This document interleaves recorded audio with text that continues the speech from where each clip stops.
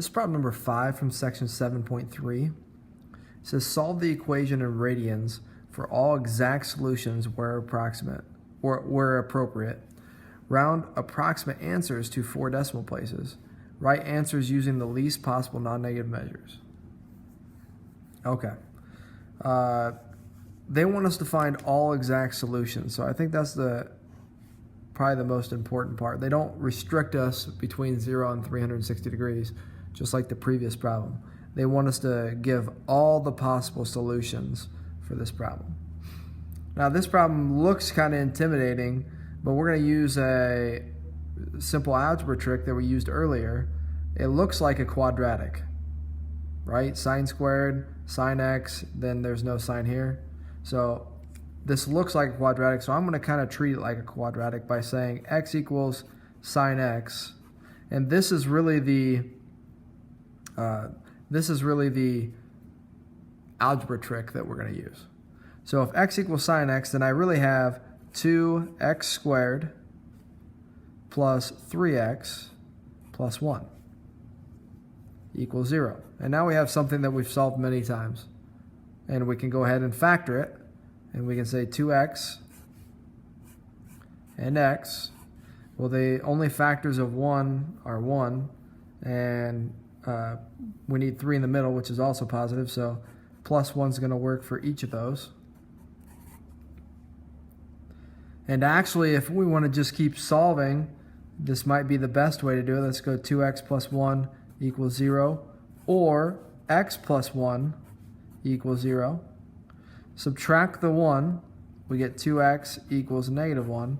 Divide by 2, you get x equals negative 1/2. Or subtract the 1, x equals negative 1. Now remember we said x was sine x. So we've done all the factoring and we've done it really easily without having to worry about sine at all. And now we just get this opportunity to plug sine x back in for x for each of these. So sine x equals negative 1/2, or sine x equals negative 1. I think that's pretty sweet. I think that's a pretty slick algebra move that we can use there. Let's pull this back in. We need sine x to be, and I'm just going to kind of cover my work for a second. Maybe. Yeah, so I need sine x to be negative 1/2 and negative 1. Well, where is sine x negative 1? Let's do that one first. Sine x would be negative 1. We look in the y values. I don't see negative 1 until I get to 3 pi over 2, or 270 degrees. So I know that this value will say x equals 270. Okay, so then let's look at when is sine x negative 1/2. Well, again, 1/2, not there, not there. Not there, not there, not there, because obviously sine is positive above the x-axis for quadrants 1 and 2. Well, sine's negative down here, so sine, negative 1/2, that's, hope you guys can't see it, negative 1/2, that's 7 pi over 6. So I'm going to go ahead and write that this would be 210 degrees for x, or negative 1/2 over here, which is your 330 degrees. So you can see there's our solutions really. But they want us to find all solutions. So how do I write those? Well, I could write those as x equals 210 degrees. And how do I get every coterminal angle for 210 degrees?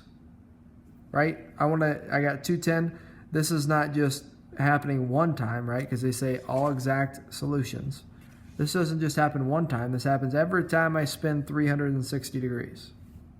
So I'm just going to say plus 360 degrees in, comma, 270 degrees would be the next one, plus 360 degrees in. It's the same, right? Because I want to come back to this 360 degrees. Those are all solutions. Every time I spin, I land back there, I get negative 1 for sine. And then the same thing with 330 degrees plus 360 degrees in. Now that's in degrees. What if they want it in radians? If they want it in radians, just replace the 210 with its radian value, which is 7 pi over 6. So we write 7 pi over 6 plus 360, which we know is 2 pi. That was easy. 270 is 3 pi over 2 plus 2 pi n.